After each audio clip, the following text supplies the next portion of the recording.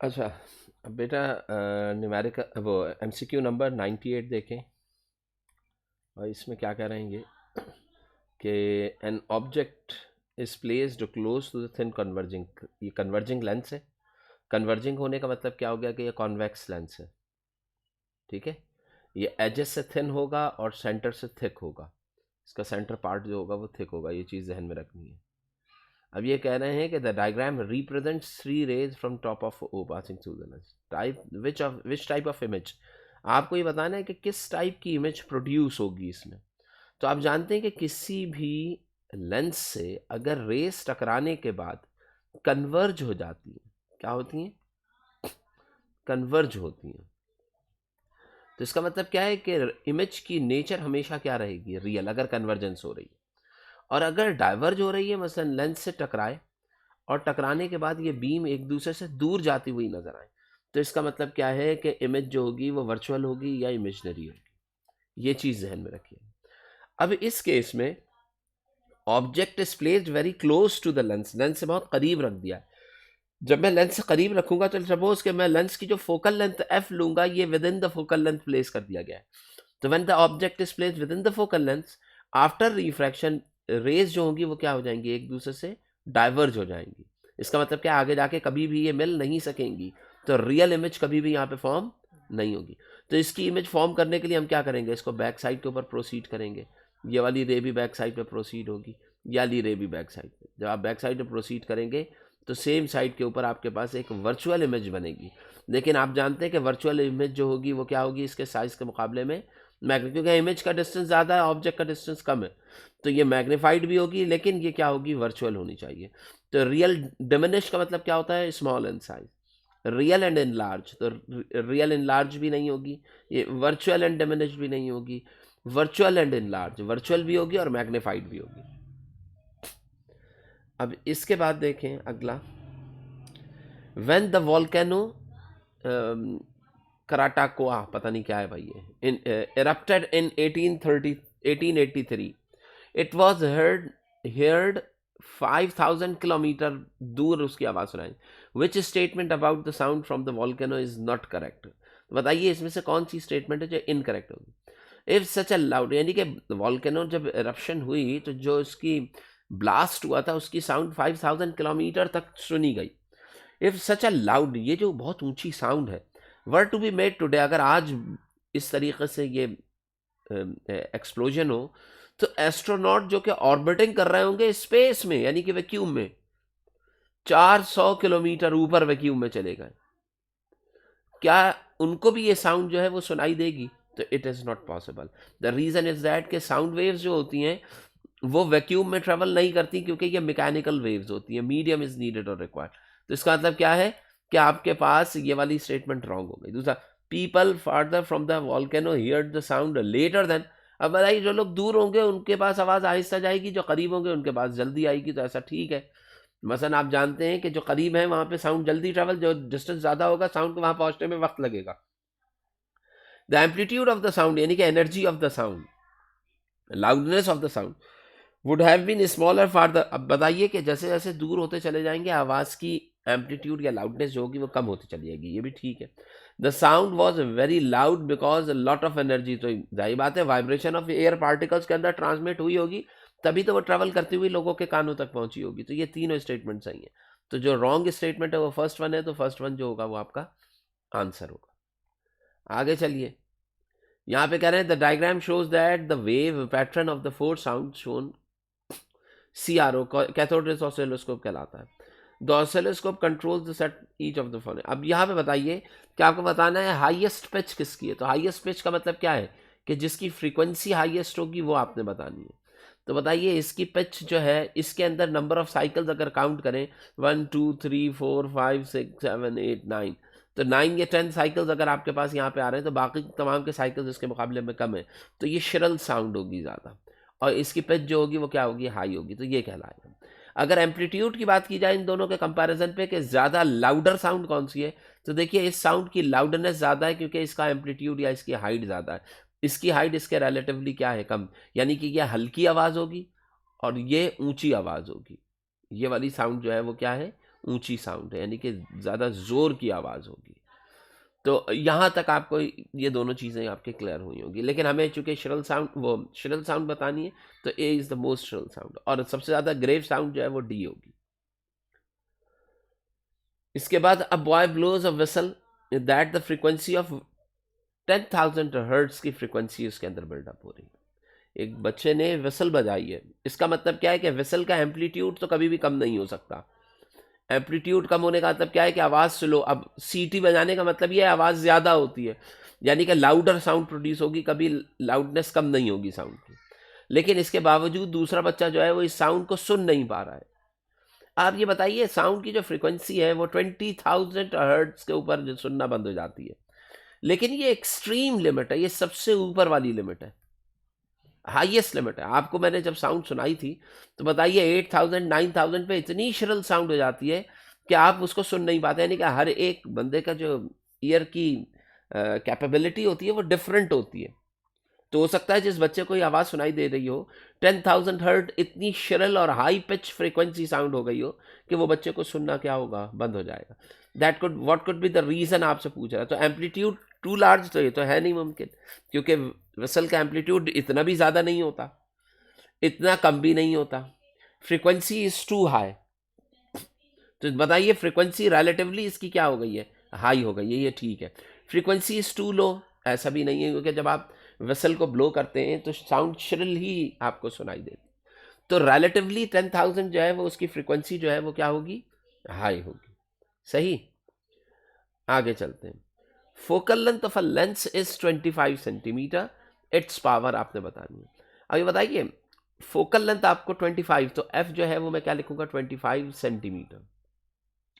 Power जो होती है वो बराबर होती है 1/f के, लेकिन f के लिए क्या चीज़ ज़रूरी है कि that should be measured in metres. तो पहले इसको मीटर में कन्वर्ट करें, तो मीटर में कैसे कन्वर्ट होगा, 25 डिवाइडेड बाय 100 कर लेंगे, तो ये आ जाएगा 0.25 मीटर्स। अब मैं इसको क्या करूंगा, डिवाइड करूंगा, तो 1 डिवाइडेड बाय 0.25 करूंगा, तो what you will get answer 4, तो 4 वुड बी द आंसर। तो यहाँ पे बच्चे जो हैं वो ज़्यादातर गलती ये करते हैं कि डायरेक्टली 1/25 लिख लेते हैं, जबकि ये गलत है। आपने पहले इसको मीटर्स में कन्वर्ट करना है and then you will divide and calculate the value. इसकी यूनिट जो होती है डायोप्टर होती है, यहाँ लिखी तो नहीं है लेकिन लिखी जानी चाहिए थी। अच्छा भाई, 93 में कह रहे हैं रिफ्रैक्टिव इंडेक्स 1.5 है, यानी कि ईटा की वैल्यू जो है वो 1.5 है। Speed of air in vacuum जो आ रही है वो 3 × 10⁸ है मीटर पर सेकेंड। अब आपको velocity of light in that medium, अगर आप सोचें तो आपको ये चीज़ समझ में आएगा कि स्पीड ऑफ लाइट के थ्रू अगर हमने रिफ्रैक्टिव इंडेक्स ईटा निकालना हो तो उसका फॉर्मूला होता है speed of light in air divided by speed of light in medium. अब आप ये भी बात जानते हैं थोड़ा बहुत कि जब मैं 1.5 कहता हूं तो ये ग्लास का रिफ्रैक्टिव इंडेक्स होता है जो स्लैब होता है। इसका मतलब क्या है कि आपने स्पीड निकालनी है लाइट की इन ग्लास स्लैब। अब ये बताओ ग्लास स्लैब की जो डेंसिटी होती है वो एयर के रिलेटिवली तो ज़्यादा है, तो स्पीड क्या होगी, स्लो डाउन। तो जितनी स्पीड एयर में है उसके रिलेटिवली ग्लास में उसकी स्पीड क्या होगी, कम होगी। ये चीज़ जहन में होनी चाहिए, यानी कि आने वाला आंसर एयर में स्पीड ज़्यादा होगी और मीडियम में स्पीड क्या होगी, कम होगी। अब ये बताइए अगर मैं इसमें इनकी वैल्यूज रखूँ, 1.5 ईटा आया है, रिफ्रैक्टिव वो स्पीड ऑफ लाइट 3 × 10⁸ है, और divided by speed of light in glass, ये आपने कैलकुलेट करना है।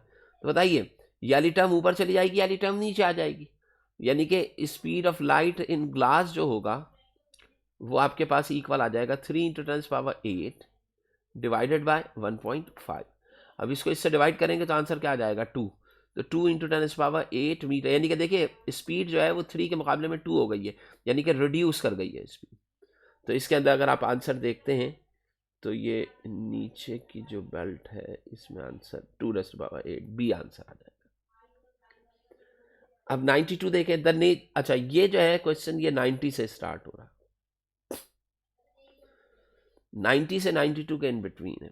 अब आपसे क्या कहना है कि 5 सेंटीमीटर टॉल ऑब्जेक्ट है, प्लेस परपेंडिकुलर टू द हर object perpendicular to the principal axis रखा जाता है in front of a convex, convex का मतलब क्या है, रियल और वर्चुअल दोनों इमेजेस बन सकती हैं, और फोकल लेंथ इसकी कितनी है, 20।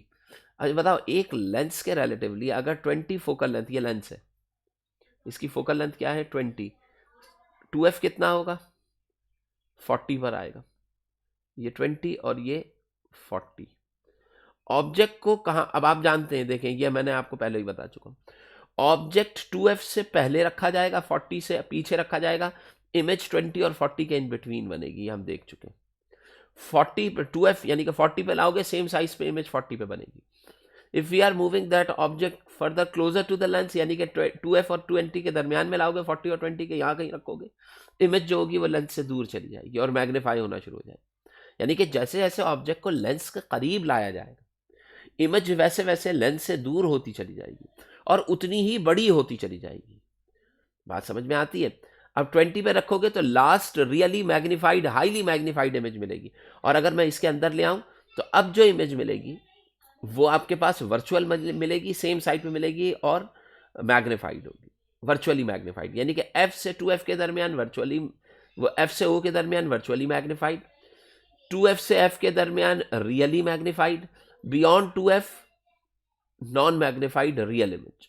ठीक है, तो अब आप बताइए कि ऑब्जेक्ट फोकल लेंथ 20 है, distance of the object from the lens is 30, तो बताइए यहाँ ये 20 हुआ, ये 20 सॉरी ये 20 हुआ, ये 40 हुआ, 30 पे यहाँ कहीं पे रखा जा रहा है, in between C and F, in between 2f and f हम रख रहे हैं। तो इसका मतलब क्या है कि जब यहाँ पे था तो इक्वल साइज था, आगे आओगे तो साइज इंक्रीज हो जाएगा, लेकिन इमेज रियल रहेगी और इमेज बन रही होगी बियॉन्ड 2f, यानी कि 40 से बाहर बनेगी।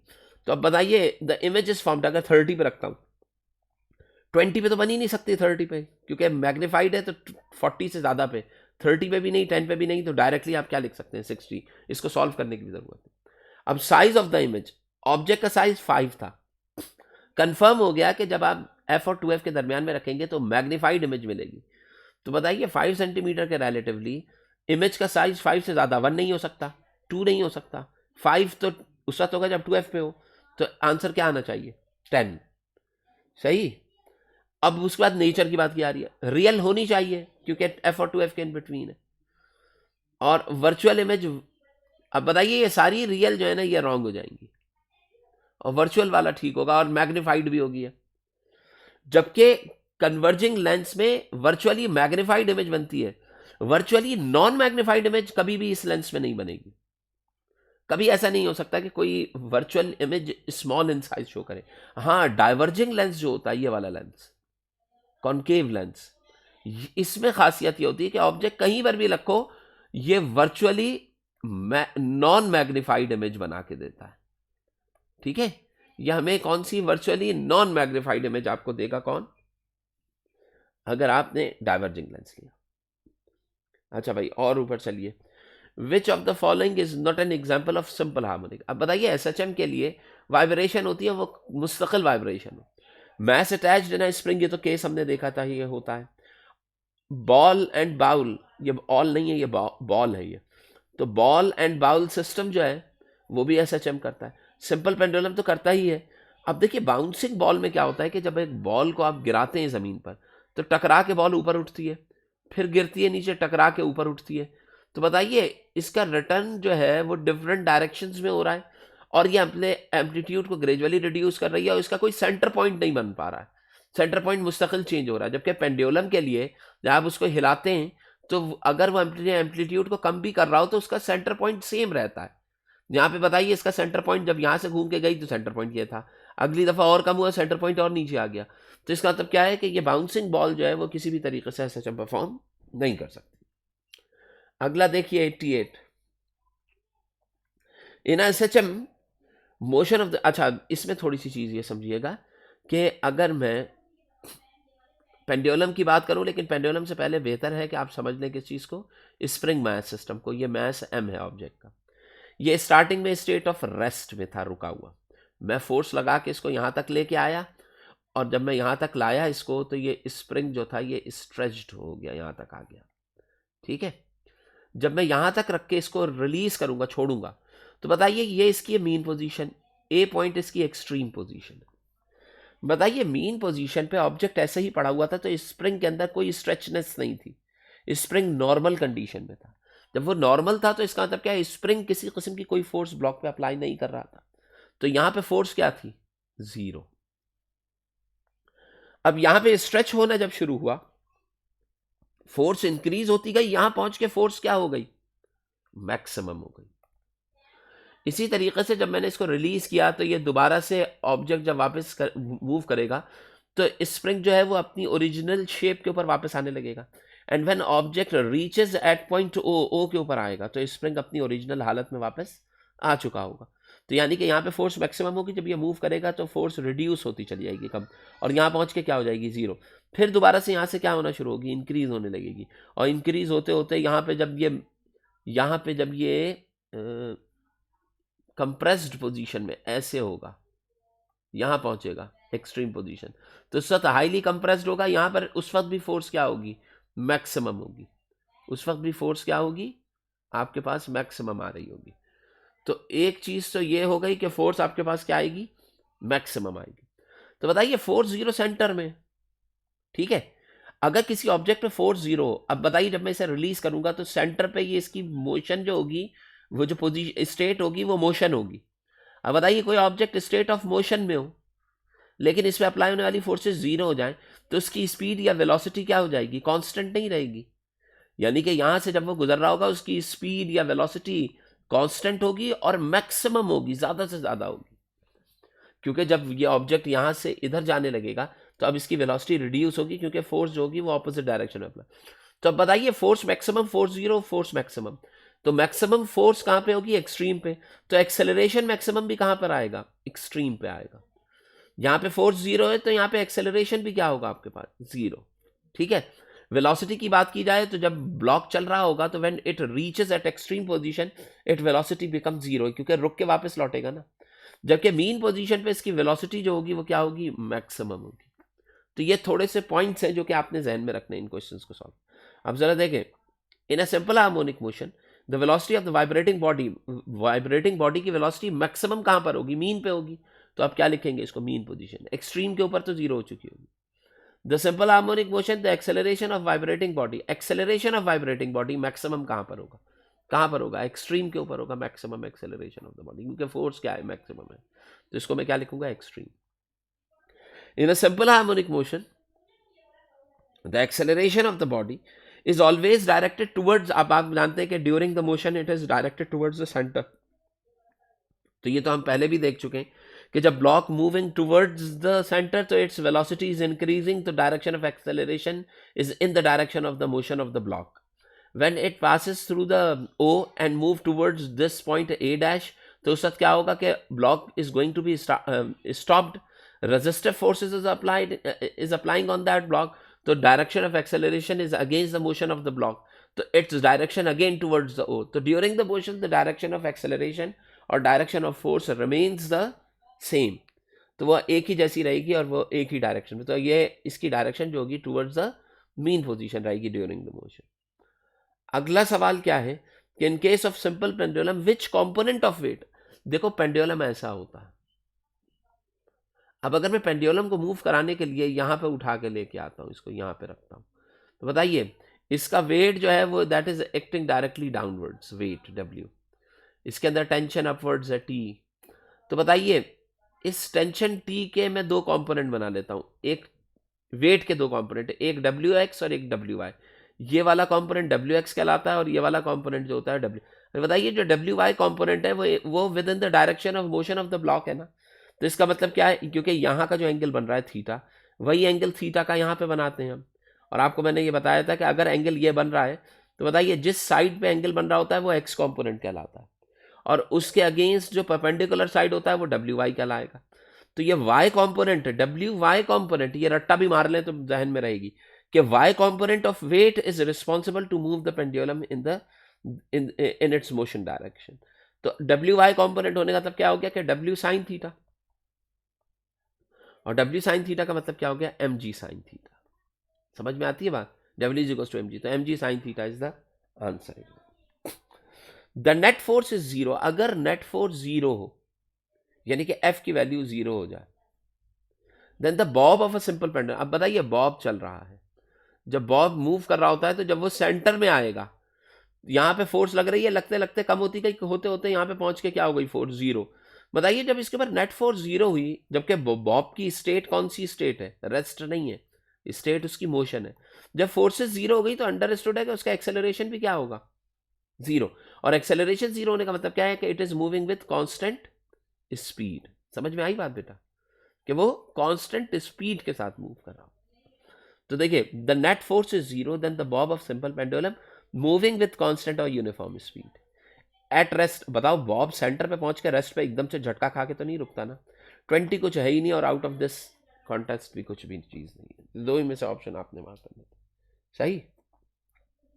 अगला क्या है भाई, अगर मैं लेंथ ऑफ द पेंडुलम को हाफ कर दूं तो टाइम पीरियड कितना हो जाएगा। तो पहले फॉर्मूला देख लीजिए,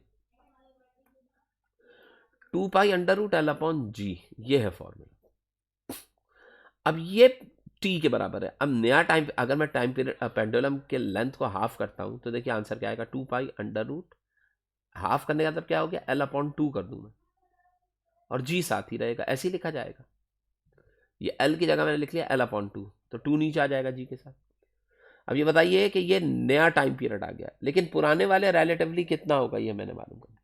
तो बताइए इस एक्सप्रेशन को यहाँ बनाने के लिए 2 को बाहर लाना पड़ेगा। जब मैं 2 को बाहर लाऊंगा तो देखिए ये अंडर रूट 2 की शक्ल में बाहर आ गया, अंदर क्या बचा, 2π√L/g, ऐसे ही बचा। इसका मतलब क्या हो गया, 1/√2 ऐसे ही रहा, और मल्टीप्लाई बाय ये वाली चीज किसके बराबर थी, प्रीवियस टाइम पीरियड। यानी कि न्यू टाइम पीरियड जो होगा वो अपने पिछले टाइम पीरियड के अंडर√2 1/√2 के बराबर होगा। समझ रहे हैं। तो बताइए इसका आंसर क्या होगा, t/2 नहीं हो सकता, देखिए t/√2, तो ये आंसर आ जाएगा। अंडर रूट ऑफ 2t, ये भी नहीं होगा और ये भी नहीं होगा। समझ रहे हैं। 2t का मतलब क्या है, twice of the time period, तो ऐसा मुमकिन ही नहीं। If the mass of the pendulum, अगर मास पेंडुलम का डबल कर दिया जाए, डबल कर दिया, आप जानते हैं कि इस फॉर्मूले में m जो है मास, वो कहीं पर भी मौजूद नहीं है। यहाँ पे ये it is independent of mass, तो चाहे आप डबल करो चाहे थ्राइस कर दो, कुछ भी कर दें, no effect on its time period, क्योंकि फैक्टर ही नहीं है। तो इसका मतलब क्या हो गया, रिमेन्स द सेम आंसर हो जाएगा। The time period of simple pendulum is independent of, किससे आज़ाद होता है, इसके मास से। लेंथ चेंज करोगे हो जाएगा acceleration due to gravity, none of these तो हो ही नहीं सकता, तो ये सारे नहीं होंगे। ये आपके पास आंसर क्या होगा, मैथ्स। अच्छा भाई अब इसके बाद देखिए, eight which position the net force on the bob is, किस जगह पे नेट फोर्स जीरो होगी। बताइए जब बॉब मूव करता है तो मूवमेंट के लिए यही 3 जगह होती हैं, या ये ले लीजिए आप स्प्रिंग मैथ सिस्टम, ये 3 जगह हो गई आपके पास। और ये बताइए ये मीन पोजीशन हो गई और ये एक्सट्रीम पोजीशंस हो गई। तो बताइए नेट फोर्स जीरो कौन सी पोजीशन पे होगी, मीन पे, क्योंकि यहाँ पे स्प्रिंग जो होगी वो नॉर्मल कंडीशन पे होगी। तो at mean position towards left equilibrium friction, at which position the net force on the bob is zero and bob is stationary, रुका हुआ भी हो, तो स्टेशनरी, बॉब इज स्टेशनरी, अगर स्टेशनरी है तो भी ठीक है, अगर मोशन में है तो भी ठीक है। तो वो आपके पास क्या होगी, आपका मीन पोजीशन जो है वो इक्विलिब्रियम पोजीशन कहलाती है, जो कि आंसर आ जाए। The two and fro motion of a ball, एक किसी बॉल का टू एंड फ्रो मोशन, अब ये बाउल के अंदर होगी मोशन बॉल की, about mean position continues still its energy is loss due to, अगर किसी बाउल में एक बॉल को रख के छोड़ दिया जाए तो बॉल मूव करते करते करते करते करते करते एक वक्त आएगा रुक जाएगी। तो यहाँ पे एनर्जी का क्या हो रहा है, लॉस हो रहा है, कम होती जाती है एनर्जी। ये किसकी वजह से लॉस होता है एनर्जी, भाई ग्रेविटेशनल फोर्स तो उसको फर्दर मूव करा रही होती है, तो ये तो नहीं हो सकता। रिएक्शन फोर्स कुछ नहीं होती भाई, वेट भी उसको मूव करा रही है। फ्रिक्शन इज द एनर्जी, यानी कि इस सरफेस के दरमियान जो फ्रिक्शन होगा वो रिस्पॉन्सिबल होगा ब्लॉक की एनर्जी के लॉस का। ठीक है, अब आगे देखिए, the displacement of an object in a simple harmonic motion when the kinetic energy and the potential energy is, देखिए द डिस्प्लेसमेंट, अगर ये पूछ रहा है कि ऑब्जेक्ट सिंपल हार्मोनिक मोशन के दौरान जो डब्बा होता है, ऑब्जेक्ट होता है, उसका डिस्प्लेसमेंट कहाँ होगा। डिस्प्लेसमेंट का मतलब क्या हो गया कि उसकी लोकेशन क्या होगी। डिस्प्लेसमेंट का मतलब क्या है कि उस किस चीज़ की बात की जा रही है कि उस ऑब्जेक्ट की लोकेशन क्या होगी, कहाँ पे मौजूद होगा, जिसके ऊपर उसकी काइनेटिक और पोटेंशियल एनर्जी दोनों आपस में क्या हो जाए, इक्वल हो जाए। अब तुम खुद देखो कि अगर मैं पेंडुलम की बात करता हूँ तो पेंडुलम ऐसे था, पहले इस पोजीशन पे था, बताओ यहाँ पे रुका पेंडुलम तो यहाँ पे इसकी पोटेंशियल क्या हुई, मैक्सिमम। सपोज पोटेंशियल कितनी हो गई 10 और काइनेटिक क्या हो गई 0। ठीक है, अब जैसे जैसे नीचे आने लगा वेलोसिटी बढ़ने लगी और पोटेंशियल कम होने लगी, यानी कि काइनेटिक 1 हुई होगी, पोटेंशियल 9 हो गई होगी। फिर और नीचे आएगा kinetic 2 potential 8, kinetic 3 potential 7, kinetic 4 potential 6 और काइनेटिक 5 पोटेंशियल 5। अब ये जो पोजीशन आएगी दोनों के 5-5 होने की, कि both are equal in magnitude, वो पोजीशन जाहिर बात है एक्सट्रीम पे पहुंचने से पहले यहां कहीं पे आई होगी। तो इसका मतलब क्या है, मीन पे पहुंच। तो मीन पोजीशन और एक्सट्रीम पोजीशन के इन बिटवीन कोई पॉइंट ऐसा एग्जिस्ट करेगा जिसके ऊपर ये दोनों एनर्जीज आपस में क्या होंगी, इक्वल होंगी। तो द डिस्प्लेसमेंट यानी कि लोकेशन क्या होगी एक ऑब्जेक्ट की in simple harmonic, when the kinetic and potential both are equal at that location. बताओ इक्विलिब्रियम पे तो भाई पोटेंशियल जो होती है वो तो जीरो हो जाती है इक्विलिब्रियम पे, और काइनेटिक मैक्सिमम नहीं होगा। एक्सट्रीम के ऊपर potential maximum, kinetic in the middle of the equilibrium and extreme position. तो ये हो सकता है कि इक्विलिब्रियम और एक्सट्रीम पोजीशन के मिडल में या उसके इन बिटवीन या उसके दरमियान में कोई लोकेशन होगी। तो आपके पास आंसर क्या आ गया, C. Ball and bowl system is an example of simple harmonic motion. Ball and bowl system, which force is acting as a restoring force? Restoring force का मतलब क्या हो गया, वो फोर्स जो कि SHM परफॉर्म करा रही हो, जो कि सिंपल हार्मोनिक मोशन करवा रही हो, यानी कि अगर वो फोर्स जिसको अगर मैं हटा दूं तो ऑब्जेक्ट की मोशन क्या हो जाए, खत्म हो जाए। मसलन ये वाली जो होती है, ये वाले स्प्रिंग मैथ सिस्टम में जब आप इसको हिला के छोड़ देते हैं तो ब्लॉक मूव करता रहता है ना, लेकिन अगर मैं रीस्टोरिंग फोर्स इस स्प्रिंग की खत्म कर दूं, यानी कि स्प्रिंग को कट कर दूं उसी वक्त, तो आप देखेंगे कि इसकी मोशन खत्म हो जाएगी, SHM नहीं रहेगी, कुछ और में ट्रांसफॉर्म। बिल्कुल ऐसे ही बॉल एंड बाउल सिस्टम जो होता है, इसमें बॉल को जब आप छोड़ते हैं तो बॉल जब मूव कर रही होती है तो इसकी ग्रेविटी G, वेट, वो रिस्पॉन्सिबल होता है इसको। अगर मैं ग्रेविटी खत्म कर दूं तो ये बॉल कभी भी मूव ना करे, तो ये रिस्पॉन्सिबल जो होगी SHM के लिए, बॉल के लिए, वो उसकी ग्रेविटेशनल फोर्स होगी। अच्छा, the force exert on the body is always, वो फोर्स जो कि बॉडी के ऊपर एक्सर्ट करती है टूवर्ड्स द मीन, जो फोर्स लग रही है क्या वो हमेशा मीन। अब बताइए, जब आप चलते हैं स्प्रिंग मैथ सिस्टम के अंदर, जब ब्लॉक इस तरफ आ रहा है एक्सट्रीम से तो फोर्स की डायरेक्शन ये है, मीन पोजीशन से आगे गुजरा ये मीन पोजीशन है। जब ब्लॉक यहां जाने लगेगा, स्प्रिंग कंप्रेस्ड होगा तो फोर्स की डायरेक्शन दोबारा से क्या हो जाएगी, चेंज हो जाएगी। फिर रुकने के बाद वापस आएगा तो भी फोर्स की डायरेक्शन यही रहेगी। यहां से जब गुजरेगा आगे जाएगा तो स्ट्रेच होने लगेगा तो फोर्स की डायरेक्शन। तो बताओ फोर्स की डायरेक्शन हमेशा क्या होती रहेगी, चेंज होती रहेगी, लेकिन उसकी डायरेक्शन हमेशा किसकी तरफ होगी, मीन पोजीशन। चूंकि फोर्स की डायरेक्शन मीन पोजीशन की तरफ है, लिहाजा एक्सेलरेशन की डायरेक्शन भी क्या होगी, मीन पोजीशन। तो अभी कह रहे हैं force exerted on the body when it is performing SHM is directed towards the, हमेशा क्या मीन, ये बात ठीक है कि towards the mean, opposite to the, नहीं ऑपोजिट नहीं है, perpendicular to the mean position ये भी नहीं है, नन ऑफ देम भी नहीं होगा। So it is always directed towards the mean position. Value of के डिपेंड्स अपॉन के, स्प्रिंग कांस्टेंट होता है, और स्प्रिंग कांस्टेंट की वैल्यू जो है, स्प्रिंग कांस्टेंट जो होता है वो किसी भी स्प्रिंग के मटेरियल के ऊपर डिपेंड करता है कि उसका मटेरियल जो है वो किस नेचर का है। तो वो स्प्रिंग की स्टिफनेस जो होती है उसमें, अब ये बताइए कि ये मटेरियल के ऊपर मतलब क्या है कि कॉपर अगर मैं सब्सटेंस लेता हूँ या एल्यूमिनियम लेता हूँ या आयरन लेता हूँ तो हर एक का स्प्रिंग कांस्टेंट डिफरेंट होगा। अब वो डिपेंड करेगा अगर मैंने आयरन का एक स्प्रिंग इतना बड़ा लिया और एक आयरन का स्प्रिंग इतना बड़ा ले लिया, दोनों के स्प्रिंग कांस्टेंट सेम होंगे, मैस के ऊपर डिपेंड नहीं करेगा, उनकी विड्थ पे भी डिपेंड नहीं करेगा कि अगर एक स्प्रिंग मैंने मोटा ले लिया एक पतला ले लिया, नहीं डिपेंड करेगा। तो ये डिपेंड क्या, स्टिफनेस यानी कि उसकी नेचर या कैरेक्टरिस्टिक, या फिर इलास्टिसिटी जो कांस्टेंट होता है, इन दोनों के ऊपर डिपेंड करेगा। इलास्टिसिटी इतना बेहतर नहीं है, आप इसको क्या मार्क करेंगे, स्टिफनेस मार्क करेंगे कि कितना स्टिफ है वो सब्सटेंस। अगला देखिए, the force applied on the body is directly proportional to the change in length. एक ऑब्जेक्ट के ऊपर फोर्स अप्लाई की जा रही है, वो डायरेक्टली प्रोपोर्शनल है चेंज इन लेंथ, यानी कि एक्स के। चेंज इन लेंथ जो है ये आपके पास क्या कहलाता था, स्ट्रेन कहलाता था, और जो फोर्स अप्लाई हो रही है ये हुक्स लॉ के थ्रू क्या होती थी, स्ट्रेस होती थी। ठीक है, तो स्ट्रेस और स्ट्रेन से रिलेटेड है।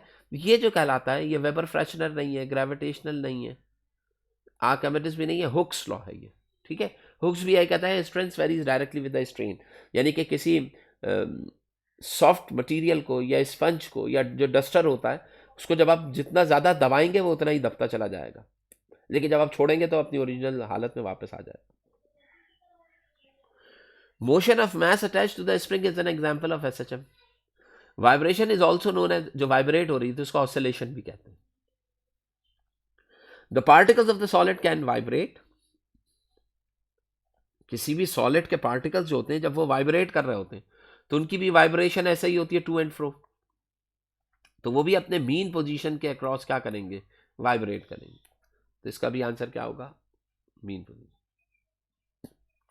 विच motion possess by the body if it moves back, अगर वो बैक एंड फोर्थ आ रही है, अब बताइए सारे एक ही जैसे सवाल है, back and forth motion movement हो रही है तो वो क्या कहलाएगी आपके पास, वाइब्रेटरी मोशन कहलाएगी। द मैक्सिमम डिस्प्लेसमेंट, अब देखिए अब ब्लॉक यहां पर है, बॉडी चलते चलते चलते चलते यहां पे पहुंची एक्सट्रीम पोजीशन ए के ऊपर, ओ से, तो इसका मतलब क्या है कि अभी अपने मीन पोजीशन से इसका जो डिस्प्लेसमेंट है वो एक्सट्रीम हो गया है, मैक्सिमम हो गया है।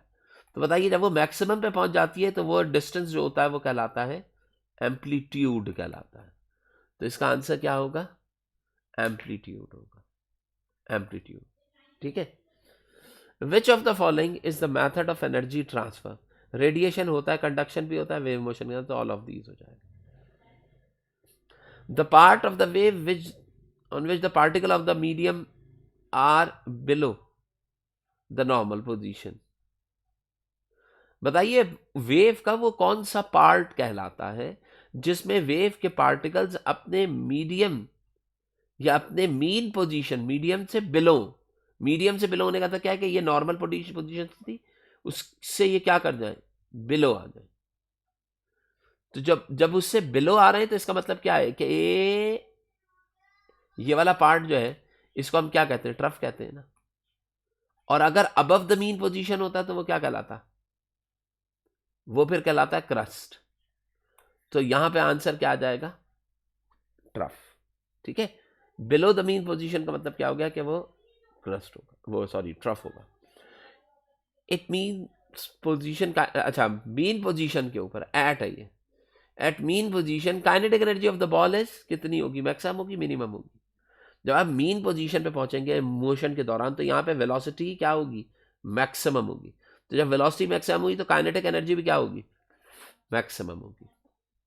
Mathematical formula for spring constant, तो F is equal to K X होता है, के इसमें spring K is equal to F upon X आएगा, तो ये एफ अपॉन एक्स आ जाएगा। During SHM the body is maximum at, the acceleration of the body maximum कहां पर होता है बताइए, जब वो कहां पर हो, एक्सट्रीम पोजीशन के ऊपर हो, क्योंकि एक्सट्रीम पोजीशन के ऊपर फोर्स क्या होती है, मैक्सिमम होती है। अगला देखें, which of the following device, कौन सी device can be use to produce both transfer, इसमें से कौन सी चीज ऐसी है जिसमें मैं ट्रांसफर्स भी प्रोड्यूस कर पाऊं और लॉन्गिट्यूडनल भी। अब ये बताओ, स्ट्रिंग, एक डोरी, एक डोरी को जब तुम हिलाते हो तो उसमें सिर्फ और सिर्फ ये ट्रांसफर्स वेव्स प्रोड्यूस कर सकते हैं। रिपल टैंक में जब आप पत्थर फेंकेंगे तो भी ट्रांसफर्स ही प्रोड्यूस होंगी। ट्यूनिंग फोर्क को जब आप करते हैं तो ट्यूनिंग फोर्क जब वाइब्रेट, ट्यूनिंग फोर्क ऐसी डिवाइस होती है जो इस तरीके से यू शेप की होती है, मेटल की बनी हुई, ये एक रबर कॉर्क होता है, इसको हम क्या करते हैं, इससे स्ट्राइक करते हैं तो इसके टोंग्स जो होते हैं ये क्या करते हैं, हम वाइब्रेट करते हैं। इस वाइब्रेशन से, ये वाइब्रेशन एयर में ट्रांसमिट होती है, तो इससे जो वेव्स, वाइब्रेशन से जो वेव्स जनरेट होती हैं ये कौन सी कहलाएंगी, लॉन्गिट्यूडनल वेव्स कहलाएंगी। तो ये ट्यूनिंग फोर्क जो है ये कौन सी वेव प्रोड्यूस करता है, लॉन्गिट्यूडनल, जबकि ये दोनों कौन सी प्रोड्यूस करते हैं, transfer.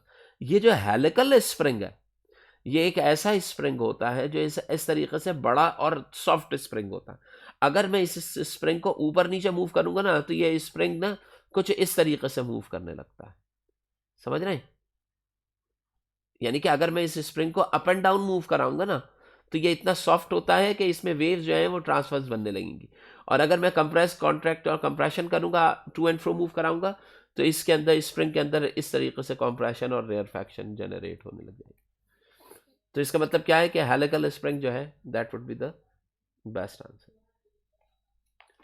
If the mass of the bob of a pendulum is increase by factor 3, अगर mass of the bob of pendulum 3 factor, then the period, अब आप जानते हैं कि mass के ऊपर कोई इम्पैक्ट नहीं आता, तो 3 करो या 300 करो कोई फर्क नहीं आएगा, remains the same. The time period जो होता है वो रेसिप्रोकल होता है फ्रीक्वेंसी का, t is equal to 1/f, तो फ्रीक्वेंसी आएगी यहाँ पे answer. The wave in which the particle of the medium vibrate perpendicular, particle of the medium जो है वो परपेंडिकुलर, ऊपर नीचे, वेव आगे ट्रेवल कर रही है, पार्टिकल ऊपर नीचे, तो ये कौन सी वेव्स हो जाएगी, ये ट्रांसवर्स हो जाएगी। ठीक है, तो इसका आंसर क्या आ जाएगा, transverse wave. The motion in which the friction reduces the, एक ऐसी मोशन जिसमें फ्रिक्शन जो है वो मैकेनिकल एनर्जी को कम करती चली जाए। मसलन आपने क्या किया है कि एक बॉल को फेंका है, बॉल टकरा के ऊपर आई, फिर टकरा के नीचे गई, फिर टकरा के ऊपर आई, फिर टकरा के नीचे गई, और फिर वापस लौट के, और होते होते होते होते बताइए इस सिस्टम में से एनर्जी जो है वो ग्रेजुअली क्या हुई है, रिड्यूस हुई है, कम होती चली गई है। या एक पेंडुलम को आपने लटका के हिलाया, और पेंडुलम हिलते हुए अपनी एनर्जी को ग्रेजुअली क्या करता गया, कम करते करते करते करते करते स्टैटिक हो गया, रुक गया। तो अब ये बताइए कि सिस्टम में से एनर्जी ड्रेन आउट हो रही है, तो इसका मतलब क्या है कि ये डैम्प्ड मोशन या डैम्प्ड ऑसिलेशन कहलाती है, आप लोग जानते हैं। इसको हम फोर्स्ड ऑसिलेशन भी कहते हैं, फोर्स्ड एसएचएम कहलाती है। The force applied on the mass attached with the spring, force जो होती है वो, चूंकि जो फोर्स अप्लाई हो रही है वो इलास्टिक रीस्टोरिंग फोर्स है, तो उसको हम एफएस से, स्ट्रेस होती है ना वो, तो इसको हम किस चीज से रिप्रेजेंट करते हैं, एफएस से। The SI unit of spring constant K is equals to F upon X होता है। एफ क्या है, फोर्स, और एक्स क्या है, डिस्टेंस है, यानी कि उसकी चेंज इन शेप है। तो जो शक्ल में तब्दीली आएगी उसको मैं मीटर में ही मेजर करूंगा ना, तो न्यूटन पर मीटर होगी, यानी कि न्यूटन पर metre. A is the answer. The formula for time period T is equal to pi under root L, देखिए ये अंडर रूट दिया गया है, 1/g है, नहीं हो सकता, ये अंडर रूट यहाँ पे नहीं है, यहाँ पे अंडर रूट है और एल और जी दोनों है, तो इसको अगर मैं ऐसे करूं तो आंसर क्या होगा, ये बी हो। शॉर्ट साइटेडनेस जो होती है और myopia occurs when the thickness of the ball क्या हो जाए।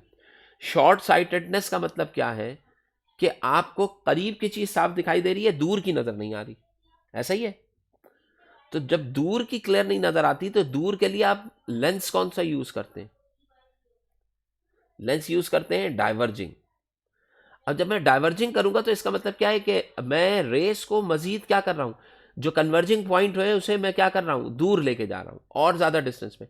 तो इसका मतलब क्या है कि इस शॉर्ट साइटेडनेस में इमेजेस रे जो होती है इनिशियली वो क्या हो रही होती है, वो कन्वर्ज हो रही होती है बिफोर रेटिना, रेटिना से पहले ही कन्वर्ज हो जाती है। और जब मैं ये वाला लेंस यूज करता हूं तो अब ये जाके वही रेज जो है वो रेटिना पे कन्वर्ज हो रही होती है। तो इसका मतलब क्या है कि आई बॉल से पहले कन्वर्ज हो रही है। तो इसका मतलब क्या है कि कन्वर्जेंस के रिलेटिवली अगर आई बॉल छोटा होता तो अच्छा था, लेकिन अभी size of the eye ball क्या हो गया, इंक्रीज हो गया, बढ़ा हुआ है। तो इसके अंदर एक तरीके से आप ये कह सकते हैं कि साइज जो होता है वो क्या हो जाता है, when the thickness of eye ball की थिकनेस क्या हो जाए, इंक्रीज हो जाए, बढ़ जाए, तब आपके पास क्या आती है, शॉर्ट साइटेडनेस। तो ये पूरा एक सीक्वेंस है जो आपने बना के इसको समझना होगा। आपने सबसे पहले क्या देखना होता है, कौन सा लेंस इस्तेमाल हो रहा है। जब आपको लेंस का पता लग जाएगा कौन सा लेंस इस्तेमाल हो रहा है, तो आपको यह समझ में आएगा कि मैं पॉइंट को आगे लेके जा रहा हूं या पीछे लेके आ रहा हूं। अगर मैं पॉइंट को आगे लेके जा रहा हूं तो इसका मतलब क्या है कि आई बॉल के अंदर आ गया वो पॉइंट, और अगर आई बॉल के अंदर आ गया है तो इसका मतलब क्या है, size of the eye ball increase हुआ है। ठीक है। रिफ्रैक्टिव इंडेक्स ऑफ आइज, अब यहां पे रिफ्रैक्टिव इंडेक्स ऑफ आइज जो है वो 1.30 होता है, ऑलमोस्ट इक्विवेलेंट टू वाटर होता है। लेकिन आपको पता है कि रिफ्रैक्टिव इंडेक्स जो होता है वो पानी के मुकाबले में बर्फ का कम होता है, क्योंकि बर्फ लाइटर होती है, वो तैर जाती है पानी। जितना डेंसर होगा रिफ्रैक्टिव इंडेक्स उतना ही ज्यादा। बताइए वाटर लेस डेंसर है एज कम्पेयर टू आइस, क्योंकि बर्फ को पानी पे रखते हैं तो बर्फ तैर रही होती है, तो उसकी डेंसिटी पानी के मुकाबले में कम होती है, तो इसका रिफ्रैक्टिव इंडेक्स भी वाटर के रिलेटिवली क्या होगा, कम होगा। अगला question, the power of the lens having focal length 0। अब एक पावर, अच्छा यहाँ पे थोड़ी सी गलती हुई कि ये लिखा है इम्पॉसिबल, तो पावर ऑफ द लेंस जो है वो क्या है, 0 है। अच्छा, पावर ऑफ द लेंस जो है अगर वो 0 हुआ तो विल बी, अब इक्वल टू, अब 0 हुआ तो 1/0 करूंगा तो ये आंसर इन्फानाइट आ जाएगा। तो इन्फानाइट का मतलब क्या है, इम्पॉसिबल। लेकिन चूंकि हमने इम नहीं लिखा था तो हम इसको ऐसे भी प्रूव कर सकते हैं कि देखें, अगर पावर ऑफ लेंस 5 है तो इसका आंसर आ रहा होगा 0.20। अगर 4 हुआ तो वैल्यू इंक्रीज होगी, 3 हुआ और इंक्रीज होगी, 2 हुआ और इंक्रीज, 1 हुआ। बताइए power of the lens increase होती जा रही है, ज्यादा होती जा रही है। और अगर 0 हुआ तो वो इतनी मैक्सिमम, इतनी हाई हो गई कि वो मैक्सिमम के ऊपर पहुंच गई है।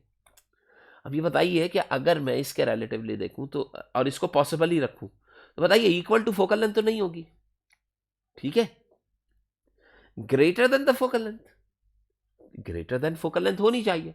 स्मॉलर देन फोकल लेंथ नहीं। क्या कैलकुलेट की जा सकेगी? नहीं। तो इसका मतलब क्या है कि लॉजिकली देखें तो ये आंसर पॉसिबल हो सकता है, लेकिन आंसर वैसे आना था इसका इक्वल, वो सॉरी इम्पॉसिबल। अच्छा, the real depth of swimming pool की जो रियल डेप्थ है वो 2.5 मीटर्स है।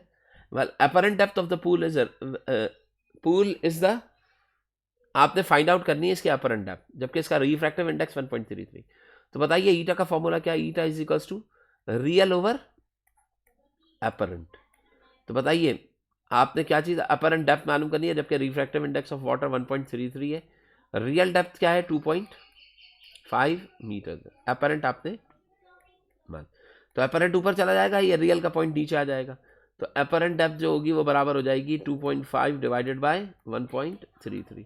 तो यहाँ पे आंसर आ जाएगा आपका। अभी बताइए रियल डेप्थ जो है वो 2.5 है। जब पूल में पानी डाल दोगे तो इसकी अपरेंट डेप्थ रियल के मुकाबले में कम दिखाई दे रही होती है, लेस होती है। तो आने वाला आंसर 2.5 से क्या होना चाहिए? लेस होना चाहिए। समझ में आती है बात? 2.5 से लेस होना चाहिए।